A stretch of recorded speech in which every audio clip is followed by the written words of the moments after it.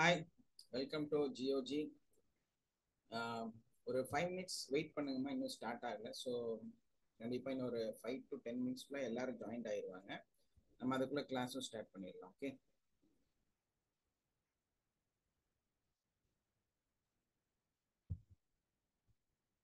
கேட்குதுங்களா?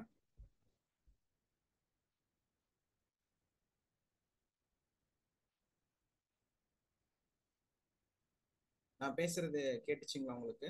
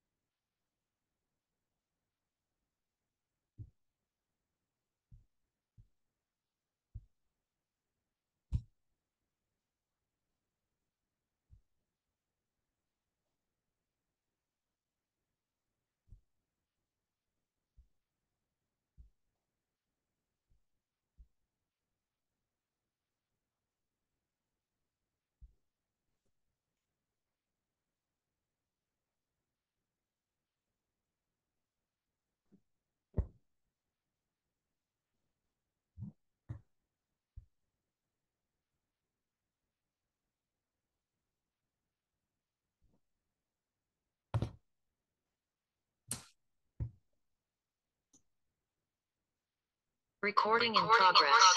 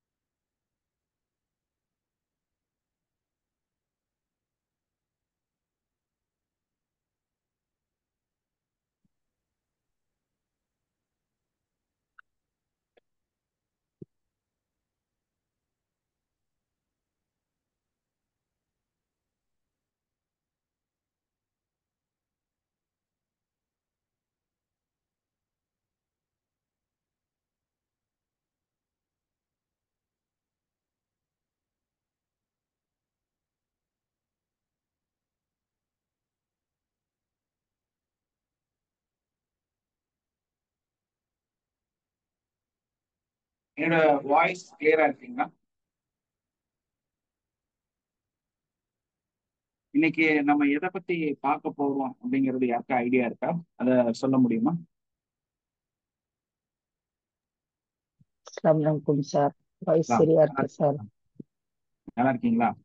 நல்லா இருக்கேன் சார். கொஞ்சம் பிஸியா இருக்கேன் சார். கொஞ்சம் அப்படியா? மேரேஜ், வந்துருக்காங்க. தங்கச்சி பையனுக்கு, தம்பி பொண்ணுக்கு எல்லாம் வர்றதுனால ரொம்ப பிஸியா இருக்கேன். ஒரு 2-3 நாள் ரொம்ப பிஸி சார். அதுக்கப்புறமா என்ன இருக்கு, நான் கான்டாக்ட்ல வரேன் சார் உங்ககிட்ட டைரக்டா இன்ஷால்லா. எஸ், கண்டிப்பா. Okay sir. கற்பனையே நிஜம். கற்பனையே நிஜம். நம்ம இன்னைக்கு நினைத்து கொண்டு வாழ்ந்து கொண்டிருக்கக்கூடிய அடிப்படையில நம்மளோட கற்பனையாக நம்ம நினைத்து கொண்டிருக்கக்கூடிய விஷயங்கள் உண்மையிலேயே இது நிஜமாக இன்னைக்கு இருந்து கொண்டு இருக்கிறது அப்படிங்கிறத நம்ம டீட்டெயில் பண்ணி பார்க்க போறோம். உண்மையிலே ஒரு இதோட முடிவாட்டம் இன்னைக்கு போகக்கூடிய அந்த ஒரு ஸ்டோரி அல்லது ஒரு உண்மையான விஷயத்தை பத்தி நம்ம பேச போறோம்.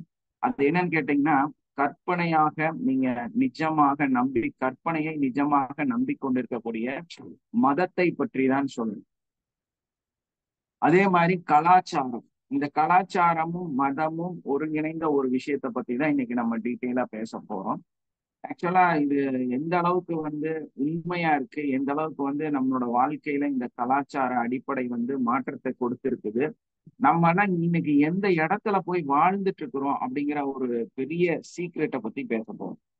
அப்போ நீங்க எல்லாம் நம்பிட்டு இருக்கக்கூடிய, நீங்க எல்லாம் ஒரு பெரிய பிம்பத்தை உங்களுக்குள்ளார ஏற்படுத்தி வைத்திருக்கக்கூடிய ஒரு பிரம்மாண்டமான இந்த கலாச்சார அடிப்படையும் மற்றும் அதே மாதிரி மதம் அப்படிங்கிறதையும் பத்தி தான் நம்ம பேச போறோம். அதுலதான் நீங்க உருவாக்கி வைத்திருக்கக்கூடிய உங்களுடைய இமேஜினேஷன், உங்களுடைய அந்த கற்பனை நிஜம் என்ன அப்படிங்கிறத பத்தி தான் நம்ம டீட்டெயில் பண்ண போறோம். இதுல ரொம்ப முக்கியமான விஷயம் என்னன்னா, இன்னைக்கு நம்ம எல்லாம் மதிக்கக்கூடிய இந்த பணம் வந்து எப்படி உருவாகுனது, பணம் வந்து நம்மளோட வாழ்க்கையை வந்து எப்படி மாற்றி இருக்கிறது அப்படிங்கிற ஒரு விஷயத்த வந்து நம்ம புரிஞ்சுக்கணும் ஃபர்ஸ்ட் ஆஃப் ஆல். ஏன்னா ஒரு காலகட்டத்துல மனிதர்கள் வந்து பண்ட மாற்று முறை மூலமாகத்தான் பணத்தை வந்து ஹேண்ட்லிங் பண்ணாங்க இல்லையா? அந்த பண்ட மாற்று முறை அப்படிங்கிறது வந்து எவ்வளவு காலம் அது நடைமுறையில இருந்துச்சு, ஏன் அந்த மனிதர்கள் வந்து அதை வேண்டான்னு வச்சாங்கிறது நமக்கு வந்து ஃபர்ஸ்ட் புரிஞ்சுக்கணும். என்ன அப்படின்னு நம்ம பார்க்கும் பொழுது நமக்கு வந்து இப்போ ஒரு ஷூ பாலிஷ் பண்றவர் இருக்காருன்னு வைங்க. ஒரு பொருளை வந்து தைச்சு கொடுக்கவோ இல்லது வந்து ரிப்பேர் பண்ணக்கூடிய ஒரு நபர். அவரு வந்து தன்னோட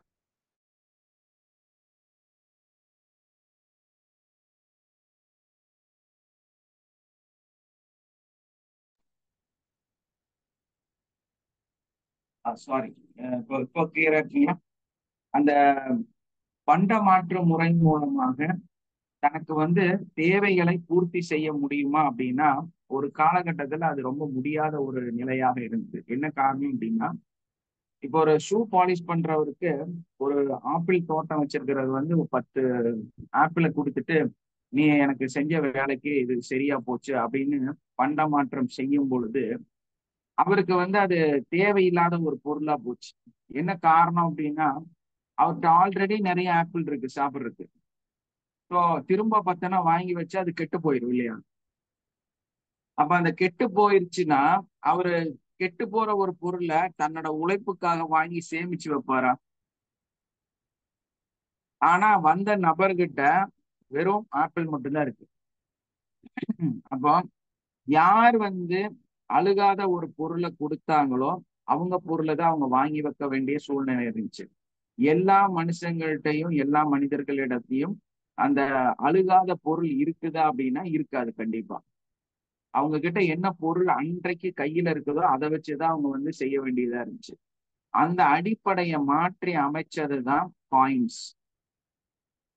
அப்போ தங்கத்தை வந்து காயினா கொடுத்துட்டு அவங்க கூலியை கொடுத்துட்டு போகக்கூடிய ஒரு நிலை வந்து ஏற்பட்டுச்சு. அந்த தங்க காயினை வாங்கி வைக்க ஆரம்பிச்சாங்க. அப்போ தங்கம் வந்து கொடுக்கப்பட்டப்ப அது ஒரு நிர்ணயம் இல்லாம இருந்துச்சு. அதை நிர்ணயப்படுத்துவதற்காக அதுல வந்து கவர்மெண்ட் வந்து ஒரு சீல் வச்சு கொடுத்தது, இது ஒரிஜினல் தங்கம். ஏன்னா தங்கம்னு சொல்லி முலாம் பூசி பித்தளையை கொண்டு வந்து கொடுத்து காசு வாங்கிட்டு போயிட்டான். காசு வாங்கல, பொருளை வாங்கிட்டு போயிட்டான். ஸோ அந்த மாதிரி ஏமாற்றக்கூடிய அந்த மனநிலை வந்து மக்கள் வந்து தங்கத்துக்கு பதிலாக வேற உலோகத்தை கொடுத்து ஏமாத்த ஆரம்பிச்சாங்க. இதை வந்து சரிப்படுத்துறதுக்காக கவர்மெண்ட் என்ன பண்ணுச்சுன்னா ஒரு சீல் வச்சு ஜியோஜிமா கொடுக்க ஆரம்பிச்சாங்க. அப்போ அந்த சீல் வச்சு கொடுக்க ஆரம்பிச்சப்போ அந்த அந்த குறியீடை வந்து மதிக்க ஆரம்பிச்சான் மனுஷன். மனுஷன் எதை மதிக்க ஆரம்பிச்சான்? தன்னுடைய அந்த கவர்மெண்ட் கொடுக்கப்பட்ட அந்த அரசரால் கொடுக்கப்பட்ட அந்த குறியீடை வந்து மதிக்க ஆரம்பிச்சாங்க. அந்த குறியீடு வந்து மதிப்பாக மாறியதன் காரணமாகத்தான் இன்னைக்கு வந்து நோட்டாக, காயினாக, பித்தளையாக இருக்கக்கூடிய அந்த பொருள் மதிக்கத்தக்க பொருளாக மாறிடுச்சு. ஸோ இப்படிதான் வந்து நம்மளுடைய அந்த பண பரிமாற்ற முறை வந்து இந்த உலகத்துக்கு மக்கள் வந்து வெளிப்படுத்தினாங்க. அந்த அடிப்படையில வந்து அந்த பண பரிமாற்ற முறை வந்து மக்களுக்கு வந்து நிறைய நன்மைகளை கொடுத்துச்சு. நிறைய நன்மைகளை கொடுத்தது. ஒரு இடத்துல இருந்து இன்னொரு இடத்துக்கு போய் கண் தெரியாத யாருன்னே தெரியாத ஒரு மனுஷங்கிட்ட அந்த பணத்தை கொடுத்துட்டு பொருள் வாங்கக்கூடிய ஒரு சூழ்நிலை வந்து ஏற்பட்டுச்சு. தேவைப்படக்கூடியவங்க பொருளை வந்து வெளிநாடுகள்ல இருந்து வாங்கிட்டு வருவதற்கும் மற்ற நாடுகள் வந்து உபயோகிக்கிறதுக்குமே அது வந்து குறியீடாக இருந்துச்சு. இதுல என்ன பெரிய பியூட்டி அப்படின்னா, ஏன் அந்த மதத்தை பத்தி பேசுறோம் அப்படின்னா, அந்த காலகட்டத்துல இஸ்லாமிய மதம் இருக்கக்கூடிய முகலாயர்கள் அப்படின்னு சொல்லக்கூடிய அந்த அந்த மதத்தை சார்ந்தவர்கள் நிறைய நாடுகள்ல வணிகம் செய்யும் பொழுது அந்த காயின்ஸ் எல்லாமே வந்து சிலுவை குறியீடு இருக்கக்கூடியதாகவும் சில இந்தியன் காயின்ஸாகவும் தான் இந்த உலகத்துக்கே கொடுக்கப்பட்டது. ஆனா அந்த போர் காலகட்டத்துல அந்த ரெண்டு நாடுகளும் ரெண்டு மதத்தை சார்ந்தவங்களும் சண்டை போட்டுக்கிட்டாங்க. ஆனா அவங்களுக்கு அந்த குறியீடு இருக்கிற காயின்ஸை மட்டும் ஒதுக்கவே இல்லை, வேண்டான்னு சொல்லல. அதை வந்து ஏத்துக்கிட்டாங்க, அதை வந்து உபயோகப்படுத்த ஆரம்பிச்சாங்க. இப்ப எங்க இவங்களுக்குள்ள ஒரு கான்ட்ரிபியூஷன் வருது அப்படின்னு நம்ம பார்க்கும் பொழுது, இவங்களோட மதம் சார்ந்து இவங்க பிரச்சனை சண்டை அந்த நாட்டுக்கான சண்டைகள்லாம் செய்யும் பொழுதும் அந்த காயின்ல இருக்கக்கூடிய குறியீடுகளையும் அதை மதிக்கக்கூடிய நிலையிலும் அவர்கள் இருந்தார்கள். அதுதான் வந்து ஒரு பெரிய ரெவல்யூஷனை வந்து இந்த உலகத்துல ஏற்படுத்துச்சு. பணம் சார்ந்த விஷயத்துல நிறைய மாற்றத்தை கொடுத்தது அந்த குறியீடுகள் இருந்தனாலதான். ஆனா அதுல வந்து சிலுவை இருக்குன்னு சொல்லி எந்த முஸ்லிம் கண்ட்ரியும் வந்து அதை ஒதுக்கல. அதுக்குண்டான மதிப்பை அந்த முத்திரையை ஏத்துக்கிட்டாங்க. ஸோ அந்த பண பரிமாற்றத்தை வந்து எல்லா இடத்துலயும் வந்து செய்யக்கூடியவர்களாக இருந்தாங்க. அவங்க வந்து இந்த பணத்துக்கு இவ்வளவு வேல்யூ இருக்குன்னு நம்ப ஆரம்பிச்சாங்க. ஆனா அது ஒரு கற்பனை தானே, உண்மை கிடையாது இல்லையா? பணம் அப்படிங்கிறது தங்கத்தை தாண்டி வெறும் சாதாரண பேப்பராக மாறிடுச்சு. அந்த பேப்பர்ல இருக்கக்கூடிய குறியீடுகளாக மாறியது. அந்த குறியீடுகள் எல்லாமே வந்து ஒரு மனிதனால் உருவாக்கப்பட்ட சாதாரண கற்பனையில வரையப்பட்ட ஒரு நிகழ்வு இல்லையா? அது இன்னைக்கு இவ்வளோ பெரிய ஒரு ஒர்த்தாக மாறி இருக்கு அப்படின்னா பணம் வந்து ஒரு இடத்துல இருந்து ஒரு மனிதனை வந்து மாற்றி அமைக்கக்கூடியதாக இருந்தது அப்படிங்கிறது வந்து பெரிய ஒரு விஷயமா மாறிச்சு. அதே மாதிரி பணத்தை கொண்டு மக்களுக்கு உதவி செய்ய அப்படின்னு நினைக்கும் பொழுது அது வந்து எல்லா மக்களுக்கும் உதவி செய்யக்கூடிய ஒரு நல்ல ஒரு அரசியல் அமைப்பாக மாறிச்சு. அதே பணத்தை வைத்து பணம் படைத்தவர்களுக்கு உதவி செய்யலாம் அப்படின்னு ஆரம்பிச்ச பொழுதுதான் அது வந்து கார்ப்பரேட்டை உருவாக்கக்கூடிய ஒரு கார்ப்பரேட் கம்யூனிட்டியை உருவாக்கக்கூடிய ஒரு இடமாக மாற ஆரம்பித்தது. அது எப்படி இந்த பணம் படைத்தவர்களுக்கு பணம் படைத்தவர் வந்து உதவுவது அப்படிங்கும்போது நம்மளுடைய ஏழையா இருக்கக்கூடிய கீழ் மட்டத்தில் இருக்கக்கூடிய மக்களிடம் இருந்து சுரண்டப்பட்டு அவங்களோட உழைப்பை எடுத்து பணங்களை எடுத்து பெரிய நிறுவனங்களுக்கு இன்வெஸ்ட் பண்ணாங்க. ஸோ இந்த அடிப்படை வந்து உலகம் முழுவதும் நம்மளுடைய இந்த அறிவியல் புரட்சியாகட்டும் இந்த வாழ்க்கையில வந்து கார்ப்பரேட் கம்பெனிகள் வர ஆரம்பிக்கும் பொழுது அவங்களுக்கு நிறைய லோனு பணம் என்னெல்லாம் அவங்களுக்கு தேவையோ அதெல்லாம் கொடுக்கக்கூடியவர்களாக இந்த உலகம் வந்து மாற ஆரம்பிச்சது. எங்கெல்லாம் வந்து இதுல ஒரு பெரிய வித்தியாசம் அப்படின்னா இந்த ஏழையா இருக்கக்கூடிய அடிமட்டத்தில் இருக்கக்கூடிய மக்களிடம் இருந்து சுரண்டி எடுத்து பணம் படைத்தவர்களுக்கு பணம் கொடுக்கப்பட்டது. ஆனா இதோட ரெவல்யூஷன் என்ன அப்படின்னு நம்ம பார்க்கும் பொழுது இந்த உலகம் வந்து மிகப்பெரிய அளவுல வளர்ச்சி பாதையில போச்சு. மனுஷன் வந்து பெரிய அளவுல வளர ஆரம்பிச்சான். அறிவியலாகட்டும் இந்த விஞ்ஞான அடிப்படையிலேயும் நாகரீகத்திலேயும் மிகப்பெரிய அளவுல வளர்ச்சி அடையக்கூடியவனாக மாற ஆரம்பிச்சான். அந்த ஒரு ரெவல்யூஷன் நடக்கிறனாலதான் இந்த உலகம் வந்து அதை வந்து ஏற்றுச்சு. இந்த லோன் கொடுக்கறது, நிறைய பேங்க்ல கொண்டு போய் பணத்தை சேர்த்து வைக்கிறது, பணம் டெபாசிட் பண்றது, அந்த பணத்தை வந்து மொத்தமா சேர்த்து ஒரு பெரிய மனிதனோட கையில கொடுக்கறது. ஏன்னா இன்வெஸ்ட்மெண்ட், நீங்க மியூச்சுவல் இன்வெஸ்ட்மெண்ட், அதே மாதிரி வந்து கார்பரேட்ல இன்வெஸ்ட் பண்றது, அதே மாதிரி மணி மார்க்கெட், இந்த மாதிரி எல்லாம் நிறைய விஷயம் இருக்கு இல்லையா? இந்த இன்வெஸ்ட்மெண்ட்டை வந்து உருவாக்குனது இந்த ஒரு ரெவல்யூஷன் தான் வந்து பெரிய ஒரு மாற்றத்தை கொடுத்துச்சு. அப்போ நம்ம என்ன பண்ணணும் அப்படின்னா ஒரு காலத்துல நம்பிக்கை இல்லாம இருந்த காலம் போய் பண்ட மாற்ற முறை இருந்த காலம் போய் இன்னைக்கு வந்து பணத்தை வந்து முழுமையா சம்பாதிச்சு இன்னொருத்தருக்கு பேர்ல கடன் கொடுப்பதற்கு நம்ம தயாரா இருக்கோம். எப்படி இருக்கிறோம்? கடன் கொடுக்கறதுக்கு தயாரா இருக்கிறோம். இன்னொரு மியூச்சுவல் ஃபண்ட்ல உங்க பணத்தை கொண்டு போய் நீங்க இன்வெஸ்ட் பண்றதுக்கு வேற ஒரு பணம் படைத்த கார்ப்பரேட் கம்பெனியை நீங்க நம்பருக்கு தயாராக இருக்கிறீங்க. இன்றைய நிலை வந்து அப்படிதான் மாறி இருக்குது. ஸோ நீங்க எங்க இன்வெஸ்ட் பண்ணுவீங்க? எங்க உடைய பணத்தை எடுத்து வைப்பீங்க? பேங்க்ல தானே சேர்த்து வைப்பீங்க. பேங்க்ல தானே கொண்டு போய் பணத்தை கட்டி வைப்பாங்க. அந்த பேங்க் என்ன பண்ணும்? உங்கள்ட்ட இருக்கிற பணத்தை உங்களை விட பெரிய கார்ப்பரேட் கம்பெனிக்கு லோனா கொடுக்கும். ஸோ அந்த லோன் வந்து உங்களுக்கு நிறைய வட்டியை கொடுக்கும். அதனால என்ன ஆகும்னா அந்த பேங்க் வளரும். அதுல இருந்து உங்களுக்கு கிடைக்கக்கூடிய பெனிஃபிட்ஸ் வந்து உங்களை வளர்த்தும், இந்த நாட்டை வளர்த்தும், இந்த உலகத்தை வளர்த்துச்சு. நாகரிக உலகத்தை வந்து மிகப்பெரிய அளவுல வந்து வளர்த்தி பெரிய ஒரு மாற்றத்தை ஏற்பட்டுச்சு. அதான் பணம் படைத்தவர்களுக்கு பணம் கொடுக்கக்கூடிய ஒரு மிகப்பெரிய விஷயம் வந்து நடைபெற்றுச்சு. அதே மாதிரி பாத்தீங்கன்னா அறிவியல் புரட்சி அப்படிங்கிறது வந்து நம்ம வாழ்க்கையில இக்னோரிசம், அறியாமை, அறிவியல் அப்படிங்கிறதே வந்து எப்போ உருவாச்சுன்னா நம்மளோட அந்த இமேஜினேஷன் ஒரு நிலைக்கு மேல போகும் பொழுது அறிவியல் வந்து உருவாக ஆரம்பிக்குது. அதாவது அறிவியல் அப்படின்னால அறியாமையோட தோற்றம் தான் அறிவியல். ஒரு காலகட்டத்துல எல்லாரும் என்ன நம்பிட்டு இருந்தாங்க? ஏதாவது ஒரு இன்சிடென்ட் நடந்துச்சுன்னா, ஏதாவது ஒரு புதுமையான நிகழ்வு நடந்துச்சுன்னா நம்ம என்ன நம்புவோம்? கடவுளோட சித்தம், இல்லையா? ஒரு காலகட்டம் வரைக்கும் என்ன நினைச்சிட்டு இருந்தோம்? எல்லா செயல்களுமே வந்து கடவுளோட சித்தமாக நடந்து கொண்டிருக்கிறது அப்படின்னு மனுஷன் நினைச்சிட்டு இருந்தா அப்ப வந்து அறிவியல் வளருது. அறிவியலை பத்தி சிந்திக்க வேண்டிய சூழ்நிலை வரல.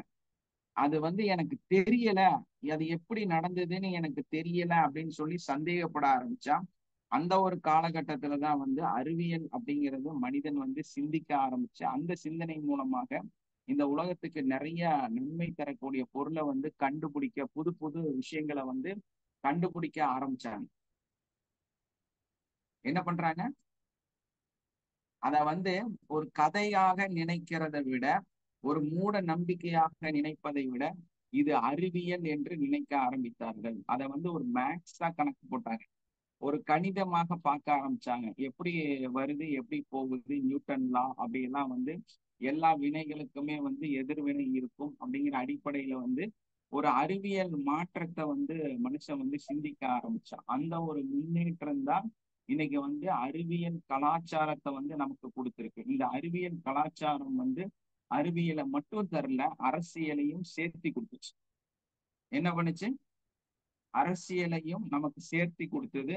மதம் சார்ந்து மனிதர்கள் வந்து எப்ப வளர ஆரம்பிச்சாங்க அப்படின்னா தங்களுடைய விவசாயத்தை வந்து வேற இடத்துக்கு கொண்டு போகணும் அப்படின்னு நினைக்கும் பொழுது, விவசாயத்தை வந்து மேன்மைப்படுத்தணும் அப்படின்னு நினைக்கும் போது, சம்பாதியத்தை வந்து அதிகப்படுத்தணும் அப்படின்னு நினைக்கும் பொழுது மனிதன் வந்து அறிவியலை நோக்கி பயணிக்க ஆரம்பிச்சான். இந்த அறிவியல் வந்து டெவலப் ஆகும்போது என்ன நடந்துச்சு, என்ன ரெவல்யூஷன் அங்க நடந்துச்சு, என்ன மனிதனுக்கு மாற்றம் கிடைச்சது அப்படின்னா,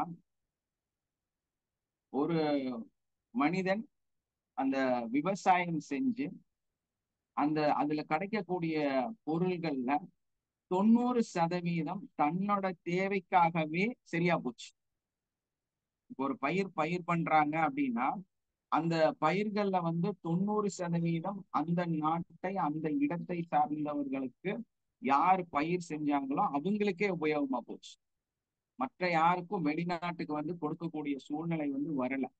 அந்த மாதிரி வராதனால என்னாச்சுன்னா அது வந்து ஒரு பெரிய புரட்சியை வந்து ஏற்படுத்தல். அதே டைம்ல அந்த ஒரு மெக்கானிசம் அறிவியல் வந்து வளர்ந்து வந்தப்போ அங்க என்ன ஆச்சு அப்படின்னா 5% மக்கள் உழைச்சா போதும் 90% மக்களுக்கான உணவு தயாரிக்கக்கூடிய ஒரு இடமாக இந்த அறிவியலும் அரசியலுமாக மாற ஆரம்பித்தது. அப்ப என்னாச்சுன்னா 90% உணவு வந்து நமக்கு அதிகமாக கிடைக்க ஆரம்பிச்சது. உழைப்பு வந்து வெறும் 5%.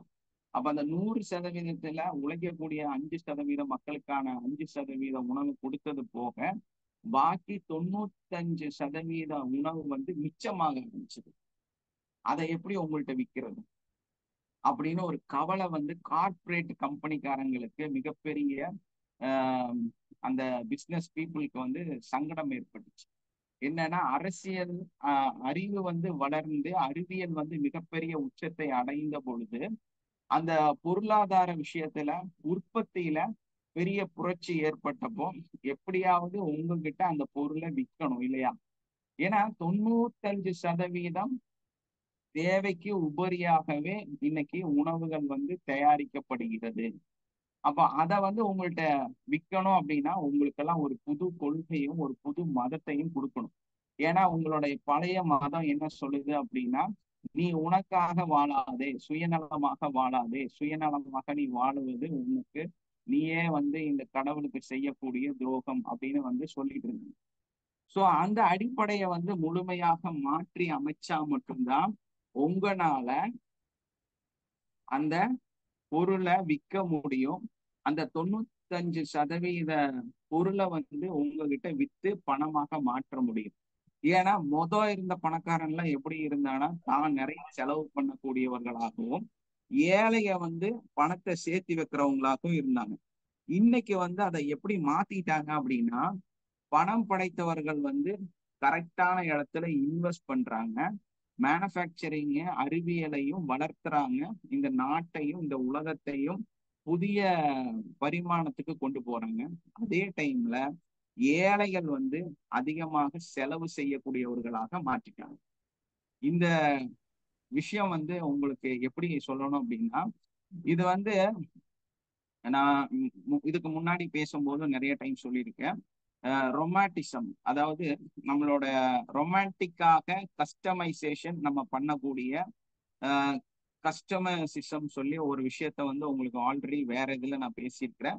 ஸோ அந்த அடிப்படையில பார்க்கும் பொழுது நம்ம ஈர்க்கப்படக்கூடிய ஒரு விற்பனை இடத்துக்கு வந்து நம்ம வந்து தள்ளப்படுறோம். அதாவது நிறைய பொருளை வந்து நீங்க வாங்குறது, நிறைய பொருளை பர்ச்சேஸ் பண்றது, ஏன் நீங்க அதை வாங்குறதுன்னே உங்களுக்கு தெரியாது. இருந்தாலும் இஎம்ஐக்கு உங்களுக்கு எல்லா பொருளும் தருவாங்க, உங்களுக்கு வந்து நிறைய கடன் கொடுப்பாங்க, நிறைய உங்களுக்கு வந்து கார்பரேட்டோட ஃபுட்டு வந்து பேக்கிங்ல விற்கிறாங்க. இதை எல்லாமே நீங்க வந்து வாங்கக்கூடியவர்களாக என்ன காரணம் அப்படின்னா, நீங்க வந்து செல்ஃப் லவ்ல இருக்கணும் அப்படின்னு சொல்லி இந்த கார்பரேட் உலகம் வந்து உங்களுக்கு சொல்லி கொடுக்குது. நீ உன்னை அழகாக வைத்துக் கொள்ள வேண்டும், அதற்காக நீ நிறைய கன்சியூம் பண்ணணும், நீ வந்து நல்ல உணவு சாப்பிடணும், ஆரோக்கியமாக உணவு சாப்பிடணும், அதுக்காக நீ வந்து உன்னை வந்து அழகுபடுத்திக் கொள்ள வேண்டும், நீ வந்து ரிச்சா இருக்கணும், நல்ல ஹைஜீனிக்கா சாப்பிடணும், அதே மாதிரி ஆர்கானிக்கா சாப்பிடணும் அப்படின்னு சொல்லி உங்களுக்கு ஒரு விஷயத்த சொல்லி கொடுத்து தன்னோட கையில இருக்கக்கூடிய 95% இருக்கக்கூடிய உபரியான விஷயங்களை வந்து உங்கள்கிட்ட இப்ப விற்கிறாங்க. ஸோ விற்கும் பொழுது நீங்க வந்து அதை வாங்கக்கூடியவர்களாக இருக்கிறீங்க.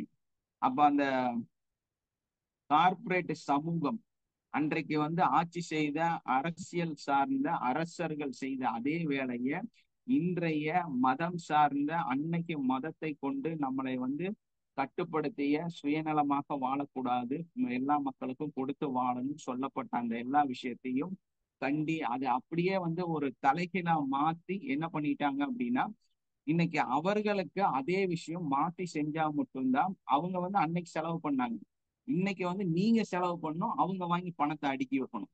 ஸோ இந்த அடிப்படையை வந்து வளர்க்கறதுக்காகத்தான் இந்த கார்பரேட் விஷயம் வந்து இந்த உலகத்துல பெரிய அளவுல வளர்த்தி கொண்டு வந்திருக்கிறாங்க. இப்போ நமக்குள்ள இருக்கக்கூடிய அந்த மதம் என்ன அப்படின்னா இந்த மதம் தான். என்ன மதங்க? கன்சியூமரிசம் அப்படிங்கிற மதத்துல நம்ம எல்லாம் இருக்கோம். ஸோ அந்த மதத்தை வந்து உங்களுக்கு எல்லாத்துக்கும் இது வந்து நன்மை செஞ்சதா தீமை செஞ்சதா அப்படின்னு நம்ம பார்க்கும் பொழுது இது வந்து ஒரு வகையில மிகப்பெரிய நன்மைய மனித குலத்துக்கு கொடுத்திருக்கு, ஒரு வகையில வந்து மனிதன் வந்து தலைகீழாக மாறி இருக்கிறான் அப்படின்னு தான் நம்ம சொல்லணும். இது என்னன்னா, நீங்க வந்து காலம் பூரா என்ன பண்ணணும், கஷ்டப்பட்டுட்டே இருக்கணும். உங்களோட பிறந்த நாள் வந்து இறக்கும் நாள் வரைக்கும் இஎம்ஐ, லோனு, அதே மாதிரி கிரெடிட் கார்டு, அதுக்கப்புறமா மற்ற வாடகை பில்லு, இதையெல்லாம் வந்து நீங்க கட்டக்கூடியவர்களாக மாறும். நீங்க என்ன உழைக்கிறீங்களோ உழைக்கிற அந்த பொருளுக்கும் மேல ஒரு 20% எக்ஸ்ட்ரா கடனாளியாக, இல்லைன்னா 100% கடனாளியாகவே நீங்க வாழ்ந்துட்டு இருக்கணும். ஸோ இந்த அடிப்படையை வந்து உங்களுக்கு கற்றுக் கொடுத்தது தான் வந்து இந்த கார்பரேட் உலகம். அதுலதான் வந்து நீங்க கன்சியூமரிசம் அப்படிங்கிற அந்த ஒரு மத அடிப்படைக்குள்ளார நீங்க எல்லாருமே வந்திருக்கிறீங்க. இதுல என்ன விஷயம் அப்படின்னா, மனிதனுக்கு என்ன கிடைச்சது அப்படின்னா சந்தோஷம் அப்படிங்கிற ஒரு விஷயம் வந்து கிடைக்குது, பீஸ்ஃபுல்னஸ் அப்படிங்கிற ஒரு விஷயம் வந்து உங்களுக்கு கிடைக்க செய்யறாங்க. இது வந்து உலகம் பூரா ஒரே மாதிரி கிடைக்க வச்சிருக்கிறாங்க. இதனாலதான் இதை வந்து நான் மதம்னு சொன்னேன். ஏன்னா ஒரே மதத்துக்குள்ளார எல்லாரும் வந்திருக்கிறீங்கன்னு சொன்னேன். அது என்ன அடிப்படையில சொன்னேன் அப்படின்னா இதுதான். ஏன்னா எல்லா மதமும் எல்லா காலகட்டத்திலையும் எதை சொல்லுச்சு அப்படின்னா, மனிதன் வந்து சுயமாக சந்தோஷமாக வாழ்வது, அமைதியாக இருப்பது, இந்த 2 விஷயத்தையுமே வந்து எடுத்து சொல்லக்கூடியதுதான் ஒழுக்கமாக இருப்பது. இதுதான் வந்து மதம்ங்கிறது. அதே விஷயத்தை தான் வந்து இந்த கன்சியூமரிசமும் செய்யுது. அந்த அந்த அடிப்படையில தான் வந்து இத வந்து ரொம்ப கட்டுப்பாட்டுல ரொம்ப ஜாலியா மக்கள் வந்து சந்தோஷமா என்ஜாய் பண்ணி உலகம் பூரா ஒரே அடிப்படையில வாழக்கூடியவர்களாக இருக்காங்க. யாருகிட்ட எல்லாம் வந்து உழைக்கும் தன்மை இருக்குதோ, உழைக்கிறார்களோ அவர்கள்லாம் வந்து முழுக்க முழுக்க இந்த மாதிரி நிறைய லோன் எல்லாம் வாங்கி அதுல வந்து அத வாழ்க்கை பூரா கெட்டக்கூடியவர்களாக இருக்கிறாங்க. உங்களை ஏன் இதையெல்லாம் வாங்க வைக்கிறாங்க, ஏன் இதையெல்லாம் அவங்க செய்ய வைக்கிறாங்கன்னா, நீங்க சம்பாதிக்கக்கூடிய முழு பணமும் அவங்க கையில போய் சேரணும். ஏன்னா அன்னைக்கு ஒரு அரசன் செஞ்ச அதே வேலையைத்தான் இன்னைக்கு இவங்களும் செய்யறாங்க. சோ அன்னைக்கு வந்து ஒரு மதம் எதை எடுத்து சொல்லுச்சோ அதையே தான் வந்து இவங்க செய்யறாங்க. சோ இந்த அடிப்படையில தான் நம்ம வந்து அங்க ஒருங்கிணைக்கப்பட்டிருக்கிறோம். இப்போ மனுஷன் வந்து இந்த பெரிய பரிணாம வளர்ச்சியில, இந்த அறிவியல் வளர்ச்சியில ஏதோ ஒரு காட்டுக்குள்ள இருந்த மனுஷன் இன்னைக்கு வந்து ஒரு மிகப்பெரிய ஒரு நகரத்துல வந்து இந்த அளவுக்கு ஆட்சி பண்ணி இந்த அளவுக்கு பெரும் நகரங்களை உருவாக்கி பெரிய பெரிய கன்ஸ்ட்ரக்ஷனை உருவாக்கி உட்கார்ந்து இருக்கிறான் அப்படின்னா, இதுக்கெல்லாம் காரணம் என்னன்னா மனிதன் வந்து ஒன்னதான் சிந்திச்சான். அங்கிருந்து இங்க மாறுற காரணம் தான் வந்து எப்பவுமே வந்து சந்தோஷமாக இருக்க வேண்டும். என்ன ஃபீல் பண்ணா? சந்தோஷமாக இருக்க வேண்டும், மன அமைதியாக இருக்க வேண்டும், பீஸ்ஃபுல்லாக இருக்க வேண்டும் அப்படின்னு நினைக்க ஆரம்பிச்சான். அந்த ஒரு பீஸ்ஃபுல்லான மைண்ட் செட்டு, சந்தோஷமாக வாழணும் அப்படிங்கிற அந்த மனநிலை தான் இன்னைக்கு மனிதர்களை வந்து இந்த இடத்துக்கு கொண்டு வந்திருக்கு. எங்க கொண்டு வந்து சேர்த்தி இருக்குதுங்க? ஏன்னா இதுல வந்து ஒரு முக்கியமான விஷயம் என்னன்னா, நம்ம எந்த அளவுக்கு வந்து இந்த பூமியில நேச்சுரல் வந்து நம்ம அழிச்சிட்டு வெளியே வந்திருக்கிறோம் அப்படின்னு பார்க்கும் பொழுது, ஆஹ் நம்ம நேச்சுரல் செலெக்ஷன் நம்ம எப்படி பண்ணியிருக்கிறோம் அப்படின்னு நம்ம பார்க்கும் பொழுது பாத்தீங்கன்னா, டொமஸ்டிக்கா எந்த மிருகங்களை எல்லாம் நம்மளால வளர்த்த முடியுமோ அதெல்லாம் இன்னைக்கு உயிரோடு இருக்கு இல்லையா? ஒரு மாடு எடுத்துட்டோம்னா எந்த வகையான மாடெல்லாம் இன்னைக்கு நிறைய உயிரோடு இருக்குது, எந்த வகையான நாட்டு மாடுகள் இந்த உலகத்திலேயே இல்லை. அதே மாதிரி புலியோட அளவும் சிங்கத்தோட அளவும் ரொம்பவுமே கம்மியாயிருச்சு இல்லையா? மானோட அளவும் மயிலோட அளவும் மிகப்பெரிய அளவுல வந்து வளர்ந்துருக்கு. இப்ப இத வந்து நம்ம எப்படி பார்க்கிறோம் அப்படின்னா, இந்த மிருகங்கள் வந்து முழுமையாக மனிதனுக்கு தீங்கு விளைவிக்கக்கூடிய, தன்னால கண்ட்ரோல் பண்ண முடியாத அந்த உயிரினங்களை ஃபுல்லா மனிதன் அழிச்சு, அதே டைம்ல தன்னால கண்ட்ரோல் பண்ணக்கூடிய, தான் சொல்றதை கேட்கக்கூடிய மிருகங்களை பாதுகாத்து வச்சிருக்கிறான். சோ இந்த அடிப்படையில தான் வந்து மனிதர்கள் வந்து இந்த நேச்சுரலையே வந்து பாக்குறாங்க. அதாவது அவங்களோட விவசாய அடிப்படையில போகும் பொழுதும் தனக்கு வந்து 5% உழைப்பை வச்சு 95% அளவு வந்து லாபத்தை தரக்கூடிய என்னெல்லாம் பயிர்கள் இருக்குதோ அதையெல்லாம் பாதுகாத்து வச்சிருக்கிறாங்க. அதையெல்லாம் வந்து இன்னைக்கு இந்த உலகத்துல வந்து அப்படியே வச்சிருக்கிறாங்க. அது வந்து மிகப்பெரிய அளவுல வளரவும் செஞ்சிருக்குது. அந்த அடிப்படையில தான் வந்து அரிசி, சர்க்கரை அப்படிங்கிற அந்த விஷயம் எல்லாம். மற்ற விஷயங்கள்லாம் நீங்க வந்து பாத்தீங்கன்னா அதெல்லாம் வந்து முழுமையாக இந்த உலகத்துல இல்லாத அளவுக்கு அழிக்கப்பட்டிருக்கு.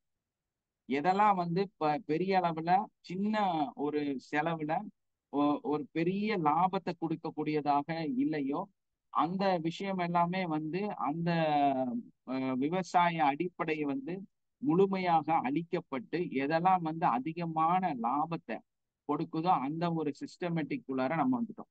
இதுக்கு பேரு தான் கேபிட்டலிசம் அப்படின்னு சொல்லக்கூடிய ஒரு விஷயம் வந்து இங்க வந்து நமக்கு வருது.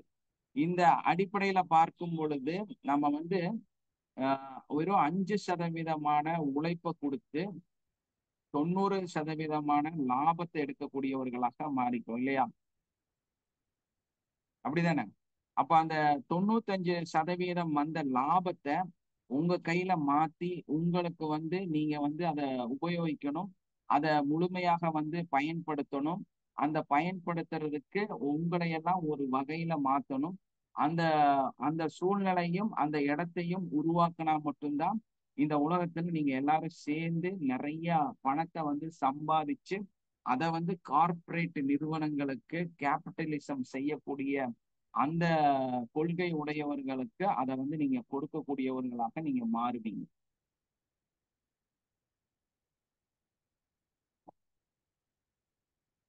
புரியுதா ஏதாவது?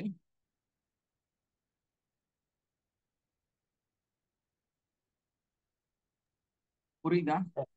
சரி சரி. என்ன புரியுதுங்க?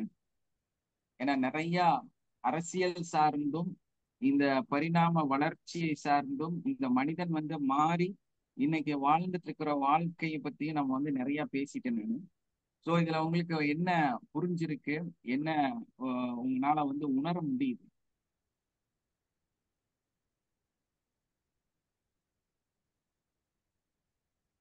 அதாவது எல்லாமே மனிதன் வந்து ஆஹ் தன்னுடைய தேவைகளுக்காக உருவாக்கப்பட்டதுதான் சார். அதாச்சும் ஆஹ் என்ன சொல்றது, அவனுக்கு சாதகமா எதெல்லாம் உற்பத்தி பண்ண முடியுமோ அவனுக்கு ஏற்ற வகையில தான் சார் எல்லாமே உருவாக்கப்பட்டிருக்கு, படைக்கப்பட்டிருக்கு, பணம் முதற்கொண்டு. அப்படின்றதுதான் எனக்கு இன்னைக்கு புரிஞ்சுதுங்க சார். அதுதான் உண்மை. ஏன்னா நம்மளோட இந்த கேபிட்டலிசம் அப்படின்னு சொல்லக்கூடிய, இந்த கன்சியூமரிசம் அப்படின்னு சொல்லக்கூடிய ஒரு மதத்தையே உருவாக்கிட்டாங்கன்னு வைங்களேன். எப்படி? ரொம்ப ஆச்சரியமா இருக்கு சார் இதெல்லாம் கேட்கும்போது. நம்ம பழைய நீங்க நினைக்கிற மாதிரி மதம் எல்லாம் இன்னைக்கு கிடையாதுமா. அது எல்லாமே வந்து நான் அன்னைக்கே சொன்ன மாதிரிதான், அதெல்லாம் கற்பனை நிஜங்கள். சோ அந்த கற்பனை நிஜங்களை வந்து மாற்றி அமைச்சு இன்னைக்கு வந்து இமேஜினேஷனுக்குள்ளார நம்ம வந்துட்டோம். நீங்க எப்படி இமேஜின் பண்றீங்க உங்க வாழ்க்கை? இப்ப சாதாரணமா இருக்கக்கூடிய யாரா இருந்தாலும் உங்களுக்கு வந்து ஒரு இமேஜினேஷன் இருக்கு இல்லையா?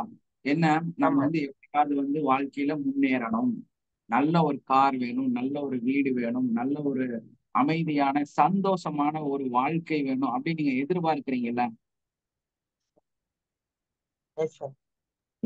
எதிர்பார்க்கிறோம் சார். இந்த சந்தோஷம் அப்படிங்கிற அந்த ஒரு வார்த்தை தான் இந்த மனிதனை இவ்வளவு பெரிய உச்சத்துக்கு கொண்டு வந்திருக்கு.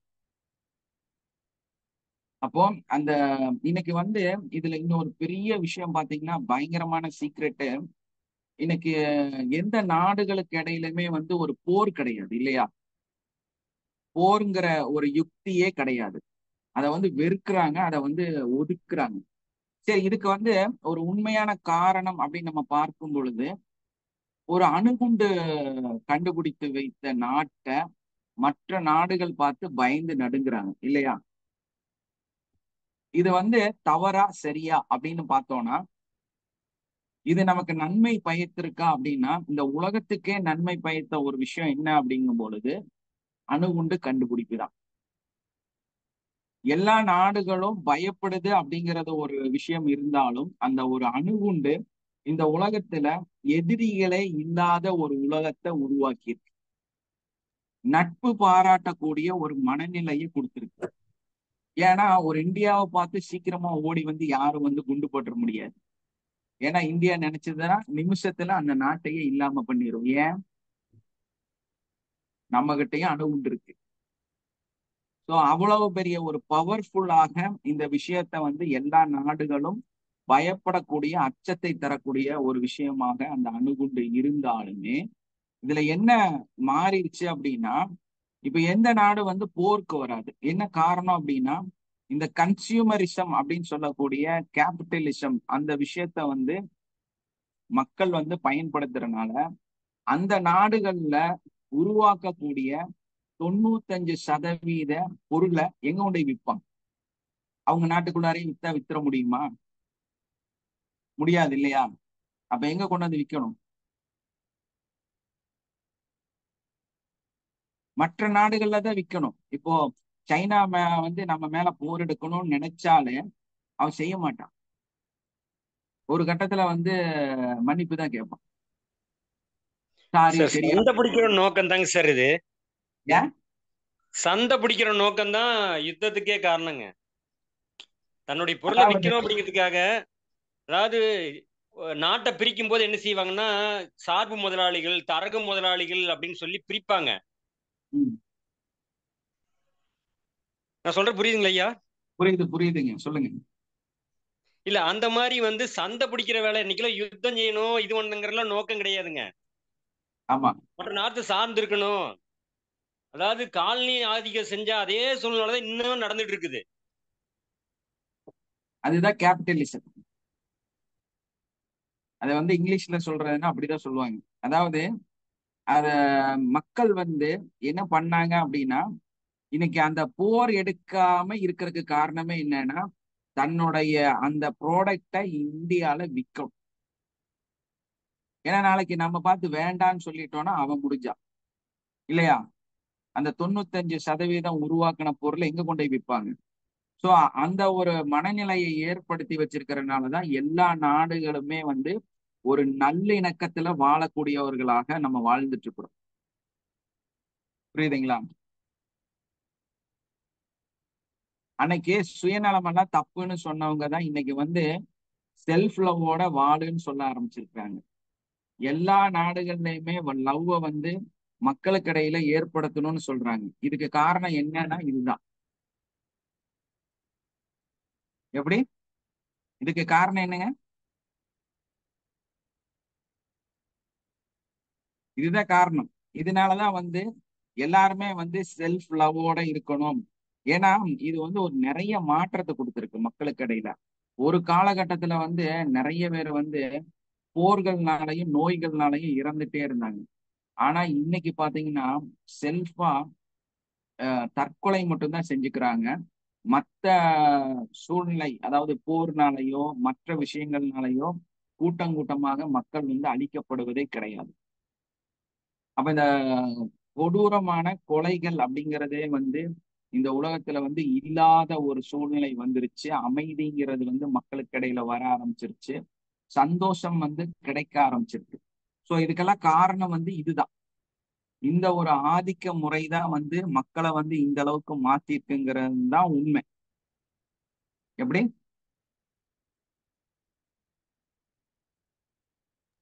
அப்ப இல்ல இது சார், வந்து இன்னைக்கு வங்காளதேசத்துல பிரச்சனை, நிறைய இடத்துல பிரச்சனை நடந்துட்டு தான் இருக்குங்க. அதாவது ஒரு காலகட்டத்துல அஹ், உணவு புரட்சி அப்படிங்கிற ஒரு சூழ்நிலை வரும் பொழுது வங்காளதேசத்துல வந்து 1 கோடி மக்கள் இறந்து போனாங்க. அதுக்கு காரணம் என்னன்னா எதையும் எந்த நாடுமே வந்து அவங்களுக்கு கொடுக்கல. அப்போ அவங்க வந்து அந்த பஞ்சத்துல அடிபட்டு அன்னைக்கு வந்து 1 கோடி மக்கள் வந்து இறந்து போனாங்க. இப்ப இன்னைக்கு வந்து இங்க இருக்கக்கூடிய நாடுகள் எல்லாரும் சேர்ந்து அவங்கள வந்து ஒரு சப்போர்ட் பண்றதுனால எல்லாரும் வணிக அடிப்படையில வந்தனால இன்னைக்கு அந்த நாடும் வளர்ந்து வந்து கொண்டே இருக்கிறது. அந்த மாதிரி ஒரு சூழ்நிலை வந்து இங்க வராது. ஏன்னா மக்கள் வந்து சந்தோஷத்தை நோக்கி வாழ ஆரம்பிச்சிட்டாங்க. சந்தோஷத்தை முக்கியத்துவம் கொடுக்க ஆரம்பிச்சிட்டாங்க. இந்த உலகம் பூராமே வந்து பீஸ்ஃபுல்லான ஒரு நிலையை நோக்கி நகர ஆரம்பிச்சிருக்கு.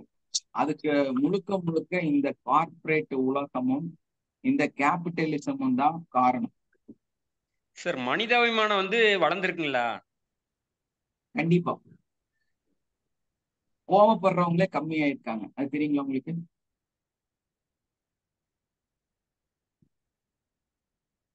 ஒரு காலத்துல மதுரையில எனக்கு தெரியும், நாங்க வந்து ரொம்ப சாஃப்ட். எங்க எங்க ஊர் வந்து ஒரு 5 வயசு குழந்தை கூட ஏனுங்க ஏனுங்க அம்மனி அப்படிதான் பேசுவாங்க இல்லையா குமார் சார்? சார், பொண்டாட்டி கூட அப்படித்தாங்க சார் ஆரம்பத்துல கூப்பிட்டாங்க. அப்புறமேட்டு தான் போக போகுது அப்படி ஆயிடுச்சு. ஆமா, நம்ம வீட்டுக்கு வந்தாங்கன்னா இப்போ எங்க வீட்டுல வந்து என்னோட மேரேஜ் டைம்ல ஒரு டிரைவர் இருந்தார். அவர் வந்து கவுண்டர். என்ன வந்து அவர் வந்து எப்பவுமே டே மாப்பிள்ளை மாப்பிள்ளைன்னு தான் கூப்பிடுவாரு. நானும் வந்து அவரு மாமா மாமா தான் கூப்பிடுவேன். ஏன்னா என்னோட மேரேஜ்ல அவரு தான் கார் ஓட்டினாரு. ஸோ அவரு தான் டிரைவர் எங்களுக்கு. ஸோ அதனால அவரு வந்து எப்பவுமே அப்போ அவரு வந்தோடனே எங்க நம்ம அம்மனி எங்க அப்படின்ட்டு தான் வருவாரு. எவனே கேட்டு வருவாரு. என்னோட ஒய்ஃபை கேட்கிறாரு அவரு. அவரு வீட்டு வாசல்ல வந்தோடனே, ஏன்னா எங்களுக்கு ஃபர்ஸ்ட் அந்த கன்சீவ் ஆகி குழந்தை பிறக்கும் போது அதுக்கு டிரைவிங் பண்ணது எல்லாமே அவருதான். ஸோ நினைக்கிறீங்க அது நம்ம பேசின விட்டு சர்டிஃபிகேட் விட்டு வெளியே வரமோ அப்படிங்கிற மாதிரி தோணுதுங்க. இல்ல, பெரும்பாலும் பாய்கள் பெரும்பாலும் மாப்பிளா மாமான்னு கூப்பிடுவாங்கன்னு வச்சுக்கல. எங்க இதுல கூட அப்படி செய்வாங்க. ஆமா, இல்ல அது ஏன் நான் சொல்றேன் அப்படின்னா இங்க வந்து இருக்கக்கூடிய மக்கள் வந்து அந்த மாதிரி பழகக்கூடியவர்களா இருந்தாங்க. எல்லாருமே வந்து என்னங்க வாங்க போங்கன்னு ரொம்ப மரியாதையா பேசுவாங்க. அதே டைம்ல வந்து மரியாதை கொடுக்கக்கூடியவர்களாக இருந்தாங்க. அத பாருங்க, என்னோட ஒய்ஃப அவர் வந்து எப்படி கூப்பிடுவாரு? அம்மனின்னு தான் கூப்பிடுவாரு. அம்மனி எங்கீங்க அப்படின்னு தான் கேட்பாரு. இதே வந்து மதுரை அந்த பக்கம் போயிட்டோம்னா எப்படி இருப்பாங்க?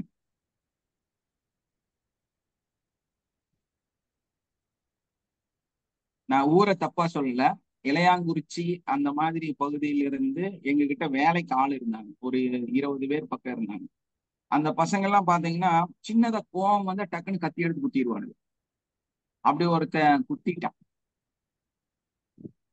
ஸோ அவங்களே சொல்லுவாங்க, அந்த மாட்டுத்தாவணி அந்த ஏரியால எல்லாம் வந்து பணம் கையில வச்சுட்டு நம்ம இறங்கி நடக்க முடியாது. ஒரு காலகட்டத்தில் எடுத்துட்டு போயிடுவாங்க. பயங்கரமா அருவாள் கொடுவாள் எல்லாம் வச்சுட்டு இருக்கக்கூடிய ஒரு இடமாக இருக்குது அப்படின்னு அவங்க அந்த அந்த டைம்ல எங்கள்கிட்ட சொல்லியிருக்கிறாங்க. ஸோ அதே டைம்ல நாங்களும் வந்து எல்லா மக்களுமே வந்து பொதுவா மதுரையில போய் இறங்குறது வந்து ஆலோசனை பண்ணுவாங்க. வியாபாரிகள்லாம் வந்து அந்த இடத்துக்கு போறக்கே வந்து ரொம்ப சங்கடப்படுவாங்க. அதே மாதிரி சென்னை லாங்குவேஜ் அப்படிங்கும் போது ஒரு கோயம்புத்தூரோட லாங்குவேஜா இருக்காது. ஸோ இன்னைக்கு வந்து நீங்க பார்க்கும் பொழுது அந்த லாங்குவேஜ் கூட மாறிடுச்சு இல்லையா? அந்த அடிப்படை இன்னைக்கு மதுரைக்கு போனா அந்த மாதிரி ஒரு ஃபீல்ட்லயே இருக்கிறோம். அந்த மாதிரியா சார் இருக்கிறோம். அவங்கதான் இருக்கிறதுலே அதிகமான சாஃப்ட் மக்களாக இன்னைக்கு இருக்கிறாங்க. நிறைய விஷயங்களை செய்யக்கூடியவர்களாக இருக்கிறாங்க. மதுரை மக்கள் வந்து தமிழ்நாடு முழுவதும் பரவி இருக்கிறாங்க. ஸோ அந்த கலாச்சாரமும் அந்த அடிப்படை வந்து இல்லாம போயிடுச்சு பாத்தீங்களா? ஒரு காலகட்டத்துல இருந்து அந்த கோபமான மனிதர்கள்லாம் இல்லாம போயிட்டாங்க பாத்தீங்களா? இப்ப எல்லாருமே வந்து எல்லாத்தையும் மதிக்கக்கூடியவர்களாக இருக்கிறாங்க. எல்லாத்தையுமே வந்து போற்றக்கூடியவர்களாக இருக்கிறாங்க. எல்லாருமே வந்து எல்லாத்துக்கும் தேவையான விஷயங்களை செஞ்சு கொடுக்கக்கூடியவர்களாக இருக்கிறாங்க. Yes or no? இங்க அன்பு வளர்ந்திருக்கா இல்லையா குமார் சார்? சார் வளர்ந்திருக்கா இல்லையா? காலம் மாறி காலம் மாறி இருக்கு. சார்லாம் ரொம்ப அனுபவம் இருக்கு, சென்னைக்கு போய் வாழ்ந்தவர். எந்த அளவுக்கு சார் இன்னைக்கு இருக்கிற மக்களுக்கும் நீங்க அன்னைக்கு பார்த்த சென்னைக்கும் வித்தியாசம் இருக்கு? நிறைய வித்தியாசம் இருக்கு சார். எல்லாம் மாறிடுச்சு சார். நான் போன மாதம்ல கட்சி விட்டு கொடுத்துதான் சார். எல்லாம் 2 கட்சிக்காரரும் அடிச்சுக்காரு. சர்வசாதாரணமா நடக்கும். சர்வசாதாரணமா நடக்கும். போல ரோட்லயே நடப்பாரு. ஓட விரட்டி எல்லாம் கொலை பண்றதெல்லாம் நேர்லயே பார்த்துருக்கிறேன். இன்னைக்கு அதெல்லாம் மாறி போச்சு சார். இன்னைக்கு சர்வசாதாரணமா மாறி போச்சு. இப்போ மக்கள் எல்லாம் சாதாரணமா இருக்காங்க. எந்த கட்சி வந்தாலும் அவன் சம்பாதிக்கிறான், அவன் கண்டுக்க மாட்டான். அது மாதிரி ஆகி போச்சு. நீ ஆட்சிக்கு வரியா, நீ சம்பாதிக்க, நான் ஆட்சி வர நான் சம்பாதிக்கிறேன் மாதிரியான ஒரு சூழ்நிலை உருவாகி போச்சு. அப்ப இங்க என்னங்க வளர்ந்துருக்கு? என்ன சார் இங்க என்ன வளர்ந்துருக்கு? இப்போ ஒரு அமைதி வந்திருக்கு, ஒரு நாகரிகம் வளர்ந்துருக்கு, மக்கள் மத்தியில் ஒரு அமைதி இருக்கு சார். இப்போ சர்வசாதாரணமா இருக்காங்க. கலாச்சாரமே வேற கலாச்சாரம். இதுதான் கேபிட்டலிசம் அப்படின்னு சொல்லக்கூடிய சுயமாக வாழ்வதை விட சுயநலத்தோட வாழக்கூடியவர்களாக எல்லாருமே மாறி இருக்கிறோம். சந்தோஷத்தை நோக்கி பயணிக்கக்கூடியவர்களாக மாறி இருக்கிறோம். ஏன்னா மனிதனோட பரிணாம வளர்ச்சியே சந்தோஷம்தான். எங்க மனுஷன் வந்து ஒரு இடத்துல இருந்து இன்னொரு இடத்துக்கு பயணம் செஞ்சு இருக்கிறான், எங்க வந்து நிம்மதியை நோக்கி அமைதியை நோக்கி பயணம் செஞ்சானோ அங்கதான் இந்த உலகமே வளர்ந்துருக்கு. அப்ப அந்த அன்பு, சந்தோஷம், இது ரெண்டும் இல்லாம நீங்க உங்களோட வாழ்க்கையை இன்னைக்கு வாழ்ந்துட்டு இருக்கீங்க அப்படின்னா நீங்க வளர முடியாது. நீங்க என்னவாக முடியாது? வளர முடியாது. உங்ககிட்ட கோபம் இருந்ததுன்னா நீங்க உயர முடியாது. இதுதான் இந்த உலகம். இத ஏன் நான் இந்த கதையை சொல்லி இதுக்குள்ள வர்றேன் அப்படின்னா, ஏன்னா நம்மளோட கற்பனையில நம்ம நாங்க வந்து அப்படி இப்படின்னு நீங்க நினைச்சிட்டு இருக்கலாம். ஆனா இந்த உலகம் அப்படி கிடையாது. இந்த உலகம் உருவான நாள்ல இருந்தே எதை போக்கஸ் பண்ணிட்டு இருக்கு அப்படின்னா பீஸ்ஃபுல் மைண்ட், அதே மாதிரி சந்தோஷம், அன்பு, ஹாப்பினஸ். இதத்தான் இந்த உலகம் திரும்ப திரும்ப பின்னாடியே போயிட்டு இருக்கு. என்ன நிகழ்வுகள் நடந்தாலும் என்ன ஆனாலும் கடைசியில எங்க போய் சேருதுங்க? இந்த உலகம் எதை பார்த்து பயணிச்சுக்கிட்டே இருக்கிறோம்? மனுஷன். அதாவது இந்த உலகம் அப்படிங்கிறத விட ஒரு மனிதன் அப்படிங்க எடுத்தோனாலே அவன் எதை போக்கஸ் பண்ணி போயிட்டு இருக்கிறான் அப்படின்னா அந்த அன்பையும் சந்தோஷத்தையும் தான் ஃபோக்கஸ் பண்ணி போறாங்க. எங்கெல்லாம் அன்பையும் சந்தோஷத்தையும் ஃபோக்கஸ் பண்ண ஆரம்பிச்சாங்களோ அங்கெல்லாம் நாகரீகம் அப்படிங்கிற ஒரு கலாச்சாரம் வந்து உருவாக ஆரம்பிக்குது. அந்த நாகரீகம் உருவானதுக்கு அப்புறம்தான் இந்த மனுஷன் வந்து மாற ஆரம்பிக்கிறான். இந்த உலகத்தையே வந்து மாற்றி அமைக்க ஆரம்பிக்கிறான். அப்போ சாதாரணமா நம்ம சொல்லக்கூடிய இந்த ஹாப்பினஸ் அப்படின்னு சொல்றது ஒரு சாதாரண விஷயம் கிடையாது. உங்களுடைய 10,000 வருஷத்துக்கு முன்னாடி, 70,000 வருஷத்துக்கு முன்னாடி, பல லட்சம், 3 லட்சம், 10 லட்சம் வருஷத்துக்கு முன்னாடி இருந்து இந்த மனுஷன் எப்படி பரிணாம வளர்ச்சியாகி வந்துகிட்டே இருக்கிறானோ அதுக்கு பின்னாடி எல்லாம் என்ன இருக்குது அப்படின்னு நம்ம பார்க்கும் பொழுது அன்பு, சந்தோஷம். என்ன இருக்குது? அன்பு, சந்தோஷம், சந்தோஷம், ஹாப்பினஸ், லவ். லவ்வும் ஹாப்பினஸும் தான் இந்த மனித குலத்தையே வந்து மாத்தி மாத்தி மாத்தி மாத்தி அடுத்த கட்டத்துக்கு கொண்டு போய் இன்னைக்கு வந்து இந்த மாதிரி ஒரு அற்புதமான வாழ்க்கைய நல்ல புரிதல் உண்டாயிடுச்சு சார். எப்படிங்க? ஒரு நல்ல புரிதல் உண்டாயிடுச்சு. எஸ், கண்டிப்பா சார். ஏன்னா இதெல்லாம் வந்து தெரியாம தான் இன்னைக்கும் காட்டுவாசியா இருக்கிறாங்க. நீங்க கோவப்பட்டா நீங்க காட்டுவாசி, நீங்க கோவப்படலைன்னா, நீங்க சுயநலமாக இருந்தால் நீங்க வந்து மிகப்பெரிய உச்சத்தை அடையக்கூடிய ஒரு நல்ல மனிதனாக, மகானாக மாறிக்கிட்டே இருக்கிறீங்கன்னு அர்த்தம். இந்த எல்லா மக்களுக்கும் உதவி செய்யக்கூடிய மனிதனாக நீங்க மாறிட்டே இருக்கிறீங்கன்னு அர்த்தம். இந்த ஒரு பெரிய பரிணாம வளர்ச்சியை வந்து நம்ம ஏத்துக்காம இனி இருக்கக்கூடிய காலத்திலையும் உங்க கோபத்தை வெளியே காட்டக்கூடியவர்களாக நீங்க இருந்தீங்கன்னா நீங்க இன்னும் மனுஷனாவே மாறலைன்னு அர்த்தம். இந்த உலகம் வந்து அன்பின் பால் போயிட்டே இருக்கு. இந்த மாற்றம் தான் ஊருக்கு ஒரு வளர்ச்சி கொடுக்கும் சார்.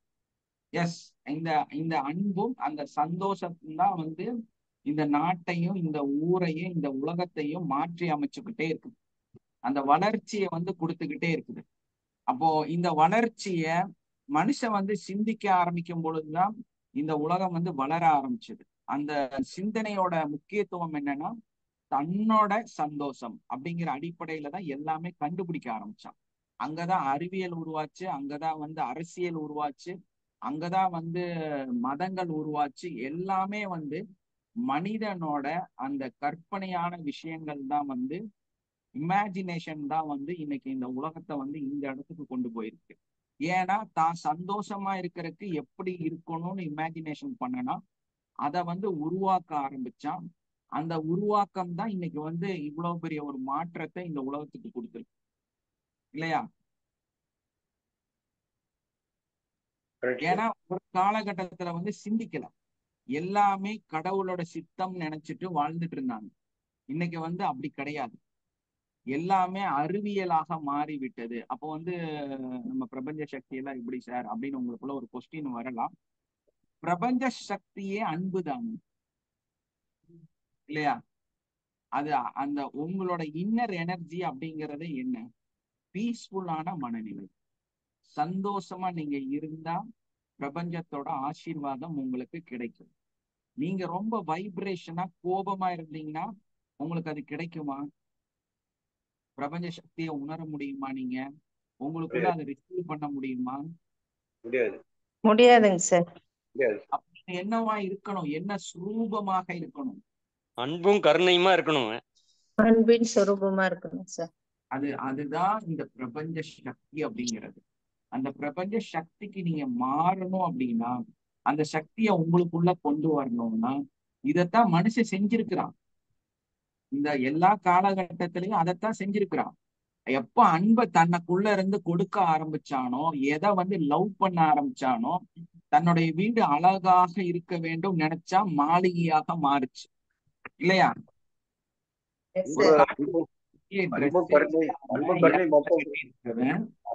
அன்பு கருணை மற்றவர்கிட்ட செலுத்தும் போது நமக்கும் கிடைக்குது சார். எஸ், கண்டிப்பா. அதனால ஒவ்வொருத்தருக்குள்ள உற்சாகம், சந்தோஷம், பரிமாற்றங்கள் நிறைய ஏற்படுது.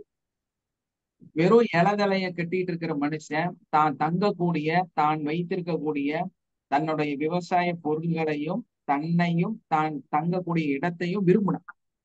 அப்ப என்னாச்சு, அது ஒரு மாளிகையாக மாற ஆரம்பிச்சது. அதனால என்னாச்சுன்னா அந்த ரெவல்யூஷன் அங்க நடக்கும் பொழுது அந்த மக்கள் எல்லாருமே அந்த நிலைக்கு மாறினாங்க இல்லையா. எல்லாத்துக்கும் அந்த வீடு அவசியம் அப்படிங்கிற ஒரு மனநிலைக்கு வந்தாங்க. அப்ப அவங்க என்ன கிடைச்சது அவங்களுக்கு, அந்த லவ்வ அந்த தங்கும் இடத்துக்கு கொடுத்தாங்க, அந்த இடத்துக்கு மாறினாங்க. அவங்களோட சந்தோஷத்தை அங்க கொண்டாடினாங்க, அது ஊராக மாறுச்சு. அந்த சந்தோஷத்தையும் அந்த அன்பையும் பரப்ப நினைச்சாங்க, வீலை கண்டுபிடிச்சாங்க, பயணிக்க ஆரம்பிச்சாங்க, மற்ற மனிதர்களோட போய் தன்னோட அன்பை பகிர்ந்து கொண்டாங்க. அப்ப என்னாச்சு, காலனி ஆதிக்கம் அப்படிங்கிற அடிப்படையில இந்த உலகம் வந்து இன்னும் பெரிய அளவுல வளர ஆரம்பிச்சு. ஸோ இதை தாண்டி ஒரு கட்டத்துல வந்து பணம் பட்டது, காயின் வந்துச்சு, தங்கத்தோட வேல்யூ மாறிச்சு.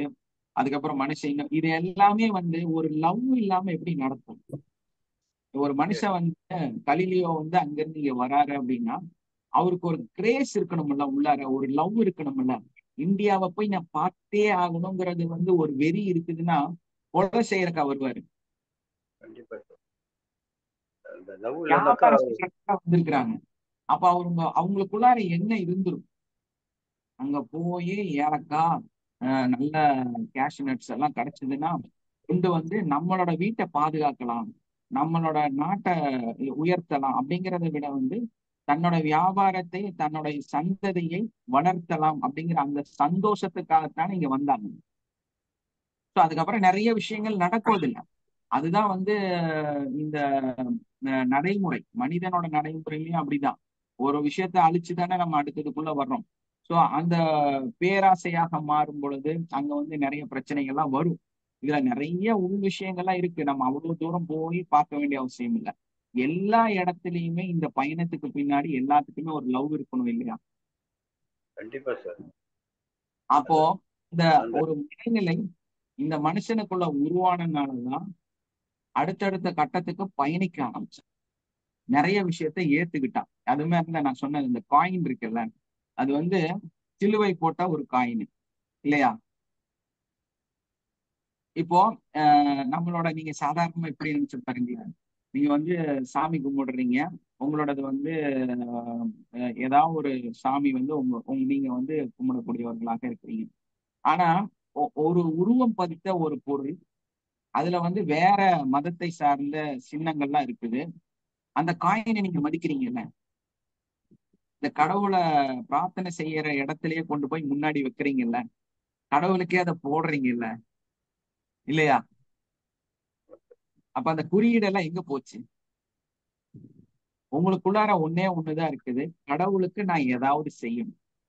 இந்த கடவுளுக்கும் அந்த கடவுள் வந்து கூட இருக்கக்கூடிய குழந்தைகளுக்கும் ஏதாவது செய்யணும், அந்த ஏழைகளுக்கு ஏதாவது செய்யணும். அந்த ஒரு மனநிலை மட்டும்தான் இருக்கு. அதுல இந்த குறியீடு இருக்குது, இது இந்த மதத்தை சார்ந்து இருக்கு, இது இந்த மனுஷங்களோட அப்படியெல்லாம் ஒண்ணும் இல்லை இல்லையா. இப்போ துபாயில போய் சம்பாதிக்கிறாங்க அப்படின்னா எல்லா மதத்தை சார்ந்தவங்களும் அங்கிருந்து சம்பாதிக்கிறாங்க. அமெரிக்கால போய் சம்பாதிக்கிறாங்க அப்படின்னா எல்லா மதத்தாரும் சம்பாதிக்கிறாங்க. ஆனா இந்த எல்லா மனுஷனும் ஒன்னே ஒண்ணுதான் நினைக்கிறான், தன்னோட வீடு நல்லா ஆகணும். எல்லா மனுஷனுக்கும் ஒரே சிந்தனை தான், தன்னோட வீட்டுல இந்த காசு போய் சேரணும், அதுல அந்த வீடு நல்லபடியா கெட்டணும், தன்னோட இறுதி நாள்ல சந்தோஷமா அந்த வீட்டுல இருக்கும். இந்த சம்பாதிச்ச பணத்தை வச்சு கடைசி காலத்துல சந்தோஷமா வாழணும், இதுதான் நினைக்கிறான். ஏன்னா மாத்தி யோசிப்பானா, ஏன் யோசிக்கிறாங்களா அப்படி? மாத்தி யோசிக்கிறதுக்கு வாய்ப்பு இல்லை. இல்ல, அதனாலதானே இவ்வளவு கஷ்டப்படுறோம், இவ்வளவு உழைக்கிறோம். எதுக்காக? சந்தோஷமா இருக்கும், பீஸ்ஃபுல்லா இருக்கும், அமைதியா இருக்கும். நீ எந்த நாட்டுல போய் எந்த மதத்துல போய் எங்க போய் என்ன பண்ணாலும் உன்னோட வீட்டுக்குள்ள நீ சந்தோஷமா இருக்கணும், அதை மட்டும் தான் சிந்திக்கிறாங்க. அது எந்த நாட்டை சார்ந்தவங்களா இருந்தாலும் சரி, எந்த மதத்தை சார்ந்தவங்களா இருந்தாலும் சரி. அப்போ இந்த உலகம், இந்த மனிதன் எங்க பயணிச்சுட்டு இருக்கிறான் அப்படின்னா சந்தோஷத்தை நோக்கி மட்டும்தான் பயணிச்சுட்டு இருக்கிறான். அப்போ உங்களோட இமேஜினேஷன் தான் வாழ்க்கை அப்படின்னு நம்ம போட்டிருந்தோம் இல்லையா இன்னைக்கோட டாபிக். சார் இன்னொரு கேள்வி வருதுங்க, சந்தோஷமா இருக்கிறதுக்கு பணம் காசுல தேவையே இல்லைங்களே. அப்படி இல்லை சார். அதாவது இந்த ரெவல்யூஷன், இந்த உலகத்தோட வளர்ச்சி அப்படிங்கிறதே வந்து பணம் சார்ந்துதான் இருக்குது. சந்தோஷமா இருக்கிறதுக்கு பணம் தேவையில்லை அப்படின்னா உங்களால முழு சந்தோஷமா உங்களால இருக்கவே முடியாது. புரியுதுங்களா? பணம் இல்லாத ஒரு வாழ்க்கையை வாழ முடியாது சார் ஃபர்ஸ்ட். ஆமா, அது வந்து சும்மா பேசுறதுக்கும் உங்களை ஏமாத்துறதுக்கும் வேணா நிறைய பேர் உங்கள்ட்ட சொல்லி கொடுத்துருப்பாங்க. பணம் இல்லாத ஒரு வாழ்க்கையை வாழ உண்மையில முடியாது. அப்படி கிடையாது. இந்த பிரபஞ்ச சக்தியோட நிலையை வந்து நீங்க உணர்ந்தாலே உங்களுக்கு தெரியும். இந்த உலகம் வந்து வளர்றது வந்து நன்மை சார்ந்து வளர்றதே வந்து எப்படின்னு பாத்தீங்கன்னா அந்தந்த மனிதனுக்கு அது கொடுக்கப்படுது. இப்போ அப்படி பார்க்கும் பொழுது நீங்க பணம் வந்து அவசியம் இல்லைன்னு நினைச்சீங்கன்னா இன்னைக்கு வந்து உங்களுக்கு ஆர்சி பில்டிங்ல இருக்க வேண்டிய அவசியம் இருக்காது. நீங்க வந்து அந்த பழைய மண் செவரு எல்லாம் வச்சு மேல வந்து ஓலை போட்டு இருக்கலாம் இல்லையா? அது உங்க மனசு ஏத்துக்குமா சார்? சரி, ஏத்துக்குங்க சார். ஆனா அதான் நல்லது, உடம்புக்கு நல்லது. கிளைமேட் வந்து ஒரே மாதிரி இருக்கும். நல்ல பெரிய மழை பெஞ்சா அது அப்படியே உடைஞ்சு கீழே போயிருச்சு. ஒரு இதே இருக்கு சார், கல்வியா செல்வமா வீரமா அப்படின்னு சொல்லிட்டு ஒரு இதே இருக்கு. ஆனா அந்த செல்வம் இல்லைன்னா கல்வியும் கிடையாது, வீரமும் கிடையாது. எஸ், செல்வம் அப்படிங்கறதா வந்து ரொம்ப முக்கியமான விஷயம். ஏன்னா அதுதான் சார் உங்ககிட்ட கேட்கணும் அப்படிங்கிறதுக்காக கேட்டேங்க. எஸ், கண்டிப்பா சார். இப்போ ஒண்ணு வேண்டாம், இதுல நான் சொல்லக்கூடிய என்னோட கருத்து என்ன அப்படின்னா, உங்க வீட்லயே சாப்பாடு வைக்கிறதுக்கு காசு இல்லை சார், அரிசி வாங்குறதுக்கு உங்கள்ட்ட பணம் இல்லை.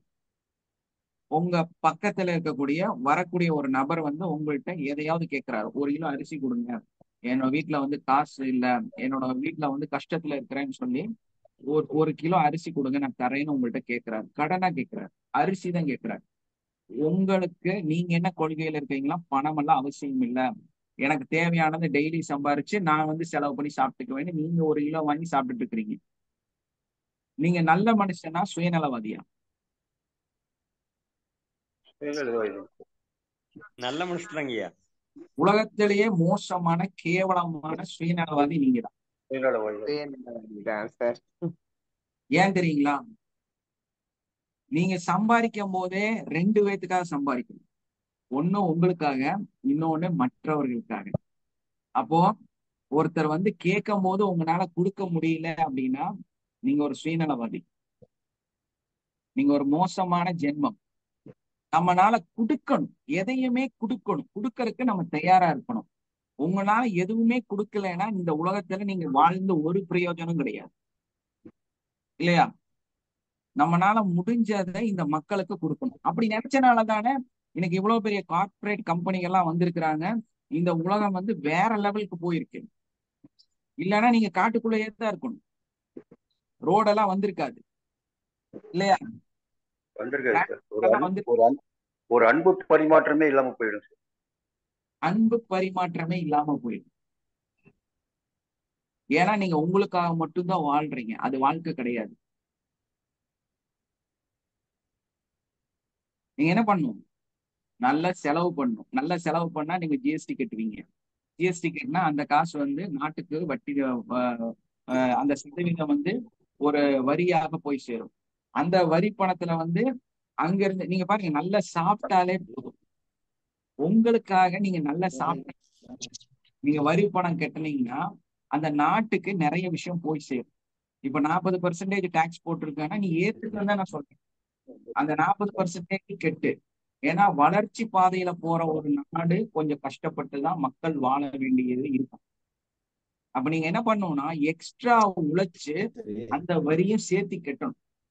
அப்ப என்ன ஆகும் அப்படின்னா, ஏதாவது ஒரு மூலையில இருக்கக்கூடிய ஒரு சின்ன ஸ்கூலு, ஒரு மலை மேல இருக்கிற ஒரு ஸ்கூலு, அந்த குழந்தைக்கு அந்த முட்டையும் அரிசியும் சாப்பாடுக்கான ஃபண்டு இந்த ஜிஎஸ்டில இருந்து போகும். புரியுதுங்களா?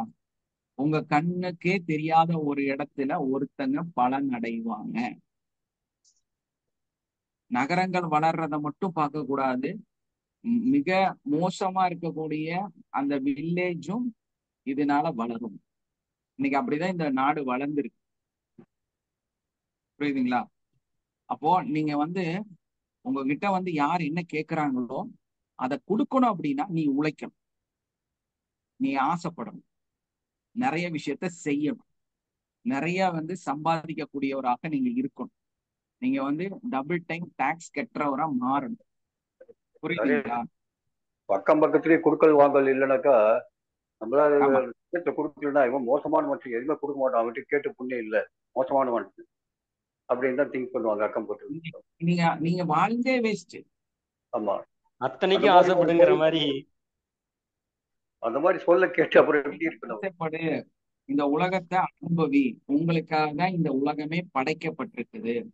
ஏன்னா நீங்க அந்த உங்க ஊர்லயே இருந்துட்டு இருக்கிறது முக்கியம் இல்லை. இப்ப நம்ம கலைஞரோட சமாதி கட்டியிருக்கிறாங்க இல்லையா?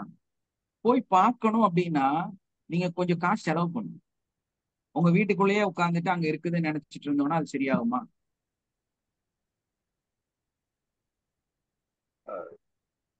அதுதான் ஒரு புது மதம்னு நான் சொன்னேன், கன்சியூமரிசம். எல்லாமே அனுபவிக்கணும். இந்த காலகட்டத்துல அதுதான் உங்களுக்கு கொடுக்கப்பட்டிருக்குது. நீங்க இந்த கொள்கை அடிப்படையில தான் இப்போ வாழணும். அப்படி வாழும் பொழுதுதான் நீங்க சந்தோஷமா இருப்பீங்க. புரியுதா? நிறைய டூர் போகணும், நிறைய செலவு பண்ணணும். நீங்களும் அப்பதான் ரிச்சா மாறுவீங்க, இந்த உலகத்தோட சேர்ந்து வாழ ஆரம்பிப்பீங்க. உங்களோட உயர்வு உங்களுக்கு கொடுக்கும். உங்க உங்க உயர்வு நீங்க ஃபீல் பண்ண முடியும். பழைய அந்த மெத்தட நீங்க பேசிட்டே இருந்தீங்கன்னா நீங்க வளரவே மாட்டீங்க. உங்களை சுற்றி இருக்கக்கூடியவங்க ரொம்ப கஷ்டப்படுவாங்க. சோ நம்ம என்ன பண்ணணும்? அவர் சொன்ன மாதிரி இத்தனைக்கும் ஆசைப்படு, எல்லாமே சந்தோஷமா ஏத்துக்க, எல்லா விஷயத்துக்காலையும் சந்தோஷமா இரு, பீஸ்ஃபுல்லா இரு, எல்லாத்துக்கும் கொடுக்குற மனநிலையில வாங்க. அன்பை மட்டும் கொடுக்காதீங்க, உங்கள்ட்ட இருக்கிற பணத்தையும் கொடுங்க. உழைக்கவே தயார் இல்லைன்னு அவர் எப்படிங்க சார்? அவங்க எல்லாம் இந்த நாட்டுக்கு பாரம் தான் சார். உழைக்கவே தயாரா இல்லைன்னா அவங்க இந்த நாட்டுக்கு பாரம் தான். அவங்க அதுல எந்த மாற்றமுமே இல்லை. கண்டிப்பாங்க சார், கண்டிப்பாங்க சார். உழைக்கணும், சம்பாதிக்கணும், உங்க கூட இருக்கிறவங்களுக்கு நீங்க செலவு பண்ணணும். புரியுதுங்களா?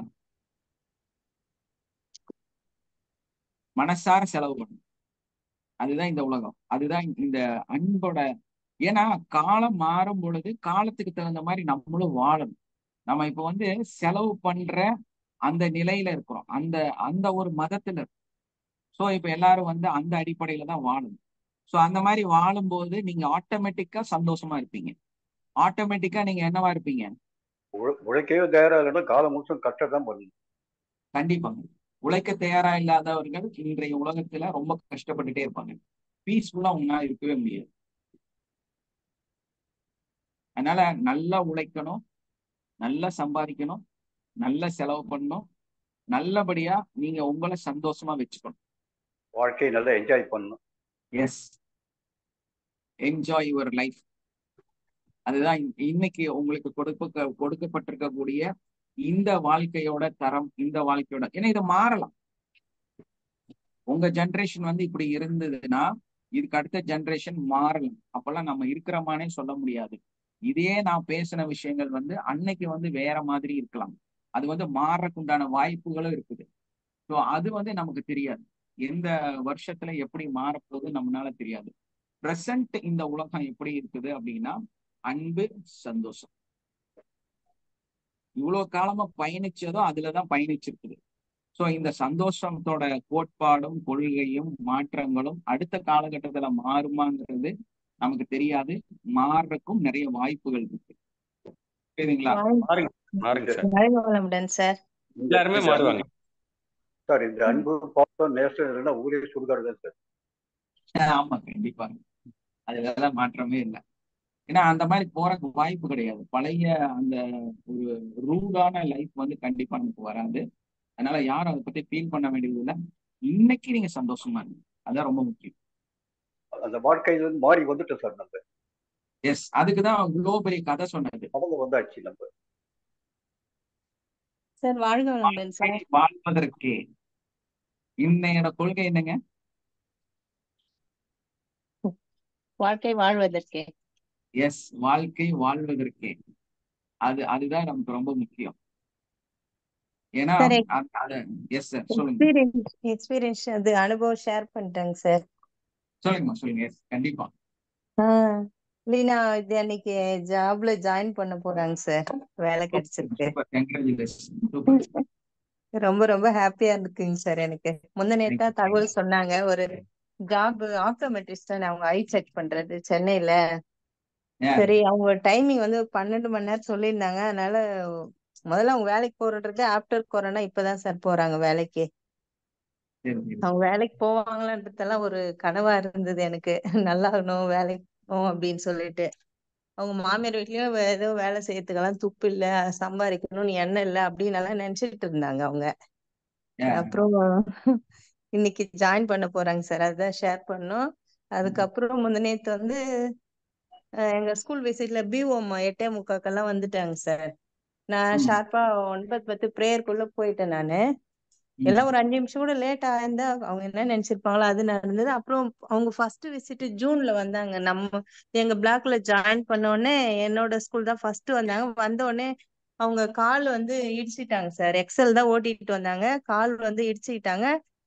நான் என் கிளாஸ் ரூம்ல அவங்க B1 தெரியாது கூப்பிட்டு உட்கார வச்சு கொஞ்சம் பேசி அதுக்கப்புறம் தான் பிஓமா நான் தான்மா அப்படின்னு சொன்னாங்க. அவங்க பஞ்சாயத்து ஆபீஸ் இருக்கு, அங்க வருவாங்க ஆபீசர்ஸ் நிறைய வண்டியில. அவங்களும் யாரோ ஒருத்தருன்னு நினைச்சிட்டு இருந்தேன். எனக்கு புதுசா ஜாயின் பண்ண பிஓ அவங்க அப்படின்னு தெரியாது எனக்கு. அதுக்கப்புறம் கால்ல இடிச்சிட்டு தாங்கி தாங்கி நடந்துருந்தாங்க கிரவுண்ட்ல. அப்புறமா கிளாஸ் உள்ள வந்தாங்க. கொஞ்ச நேரம் கழிச்சு உள்ள வர முடியல அவங்களால டக்குன்னு. அப்புறமா பிஓமான்னாங்க. சரிம்மா உட்காருங்கம்மா என்ன ஆச்சு அப்படின்னா தண்ணி ஊத்தி கழுவிட்டு கால் இடிச்சுக்கிட்டேன் அப்படின்னாங்க. சரி நான் அந்த கொஞ்சம் சுஜோக் தெரியும் அந்த ஏன்னா ஃபர்ஸ்ட் டைம்னு நான் எல்லாம் ரேகி ஃபீலிங் வேற எதுனா கொடுத்துருப்பேன். அப்போ ஃபர்ஸ்ட் டைம் அதுவும் ஐரா பிஷர்னு சரி கையில மட்டும் அந்த ஃபிங்கர் இதுல சுஜோக் கொஞ்சம் தெரியவே அங்க மசாஜ் பண்ணி விடுங்கன்னு மசாஜ் பண்ணி விட்டேன். அது அவங்களுக்கு ரொம்ப நடக்க முடியாத இருந்தவங்களுக்கு உடனே நல்லாயிட்டு இருக்கு சார். இப்போ புதன்கிழமை மண்டே வந்தாங்க. முந்தநேத்து வந்துட்டு உன்னதாமா வந்த உடனே தேடினேன், எல்லாரும் ஸ்டாஃப் இருந்தாங்க, உங்களை மட்டும் காணல, நான் தேடிட்டு இருந்தேன் அப்படின்னு வந்து கை கொடுத்துட்டு ரொம்ப ரொம்ப நன்றிம்மா, நான் எவ்வளவு நாள் ஆகுமோ நல்லா வரதுக்கு நினைச்சிருந்தேன், பார்த்தா அன்னைக்கே நல்லா ஆயிடுச்சு. நான் எங்க தங்கச்சி கிட்ட எல்லாம் சொல்லிட்டு இருந்தேன், இது மாதிரி அந்த டீச்சர் சொல்லி கொடுத்தாங்க அப்படின்னு சொல்லிட்டு ரொம்ப சந்தோஷமா ஒரு நாளைக்கு வந்து நான் உங்ககிட்ட எல்லாம் கத்துக்கிட்டு போறேம்மா அப்படின்னு சொன்னாங்க சார். அது எனக்கு ரொம்ப ஹாப்பியா இருந்ததுங்க சார். என்ன நம்ம ஆனா ஒரு 5 நிமிஷம் லேட்டா இருந்தா அவங்க கிட்ட நான் பிளாக் மார்க் வாங்க வேண்டியதா இருந்திருக்கோம் சார். நானு எல்லாம் இவங்க சும்மாதான் இது பண்றாங்க. ஏன்னா ஃபர்ஸ்ட் விசிட் அது இது என்னை பத்தி தெரியாது, என்னோட டீச்சிங் பத்தி அவங்களுக்கு தெரியாது. அதனால ஒரு பேட் ஏதோ வந்திருக்கும். ஆனா அதுல இருந்து எல்லாம் நல்லபடியா காப்பாத்தப்பட்டேன் சார்.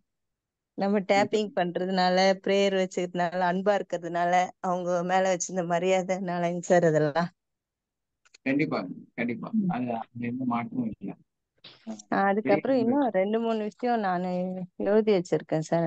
அன்னைக்கு நடந்தது மண்டே, அது அப்படியே ஒரே நிமிஷம் சார். அப்புறம் நான் பிசினஸ்ல ஒரு இதுல ஒரு ஆள்கிட்ட பேசணும்னு நினைச்சிட்டு இருந்தேன். அவங்களும் வந்து பார்த்தோம்னா நான் கால் பண்ணாதே அவங்க கால் பண்ணாங்க சார். மண்டே நான் அவங்களே கால் பண்ணி பேச வேண்டியது போச்சு. ஏன்னா அவங்க டிரான்சாக்ஷன் பண்ணும்போது 2 முறை பண்ணிட்டாங்க. அவங்க திருப்பி அனுப்புங்க அப்படின்றதுக்காக என்கிட்ட பேச வேண்டியதாச்சு. நானே பேசணும்னு நினைச்சிருந்தேன் மாச கணக்கா, பார்த்தா அவங்களே கால் பண்ண வேண்டியதாச்சு. அதெல்லாம் நடந்தது. பாப்பாக்கு வேலை கிடைச்சது. அப்புறம் ஸ்டாஃப் வந்து ஆபீஸ்ல வந்து ஸ்டாஃப் 2-3 பேர் அப்பாயிண்ட் பண்ணி வச்சிருந்தேன். இந்த நாப்கின் ஒண்ணு எடுத்து பண்ணிட்டு இருக்கேன் சார், ஆர்கானிக் நாப்கின். அவங்க பார்த்தா ஒரு வாரம் வந்துட்டு திடீர்னு நின்னுட்டாங்க. அது பரவாயில்ல, இருந்தாலும் அவங்க வேற எங்கேயும் ஜாயின் பண்றாங்க. சரிம்மா சந்தோஷம், நீ போய் ஜாயின் பண்ணு, உனக்கு பிடிச்சிருந்தா செய்ய அப்படின்னு அமுச்சு விட்டேன். அதுக்கப்புறம் நான் அவங்க பேர்ல எதுவுமே வருத்தமே படல. சரி வேற ஒரு நல்ல ஸ்டாஃப் நமக்கு வர போறாங்க அப்படின்னு நினைச்சிட்டேன். அப்புறம் பார்த்தா அவங்க ஒருத்தர் இன்னைக்கு மறுபடியும் போனவங்க 2 பேர்ல ஒருத்தர் இன்னைக்கு வரேன்னு இருக்காங்க சார். போய் வேற இடத்துல ஜாயின் பண்றவங்க பார்ட் டைமா நம்ம கிட்டே வரேன்னு இருக்காங்க மறுபடியும். இதெல்லாம் எனக்கு ரொம்ப ஹாப்பியா இருக்குங்க சார். இந்த நிகழ்ச்சி எல்லாம் டெய்லியுமே ஒரு புதுசு புதுசா ஹாப்பினஸா பாசிட்டிவா நடந்துட்டு இருக்குங்க சார். கண்டிப்பா தேங்க்யூ சார். முன்னேற்றத்தை கொடுக்கும். பட் என்னன்னா நம்ம கரெக்டா பிராக்டிஸ் பண்ணிட்டே இருக்கணும். அதான் ரொம்ப முக்கியம். ஓகே ரொம்ப நன்றிங்க சார். பாப்பா இன்னைக்கு வேலைக்கு போறது எனக்கு ரொம்ப ரொம்ப ஹாப்பிங்க சார். ஒரு 5 இயர்ஸ்க்கு அப்புறம் நல்லா இருக்கும். Thank you sir. வாழ்க வளமுடன் சார். Thank you sir. எங்களுக்கு கேட்கறவங்களும் எல்லாத்துக்குமே சந்தோஷமா தான் இருக்கு. ஆனா நம்ம வீட்டு வரீங்க எல்லாருமே வந்துங்க சார், பெரும்பாலும் வந்து நல்லா ஹீலிங் பண்ணுவீங்க, ஜூஜோக்கு இந்த மாதிரி நிறைய மருத்துவம் கத்துக்கிறாங்க. கண்டிப்பா. அப்படி இருக்கீங்கன்னா இதுக்குள்ள வர்றாங்கன்னு வச்சுக்கல. ஆமா, எல்லாரும் ஒரே மனநிலை இருந்தாதான் நீங்க இங்க வந்து உட்காரவே முடியும். ஏன்னா அந்த மனசுதான் ரொம்ப முக்கியம் இல்லையா? நம்ம எல்லாரும் ஒரே மாதிரி சிந்திக்கிறதுனாலதான் இங்க இருக்கிறோம். ஏதாவது ஒரு நல்லது செய்யணும் அப்படிங்கிறது தான், வேற ஒண்ணும் இல்லைங்க. கண்டிப்பா, அதுல எந்த மாற்றம் இல்லை. எல்லாருமே ஒரே மாதிரியான ஒரே மனநிலையில இருக்கக்கூடியவங்க தான் இங்க இருக்காங்க. நாம சொல்றது கேட்கறவங்க இருக்கிற இடம் தான் இது. அதனாலதான் வந்து உங்களோட நன்மைகளை இங்க ஷேர் பண்ணுங்கன்னு சொல்றது. Okay thank you all. டைம் ஆயிடுச்சு, வைண்ட் அப் பண்ணிடலாங்களா? Thank you sir. Thank you sir. Thank you sir. Thank you.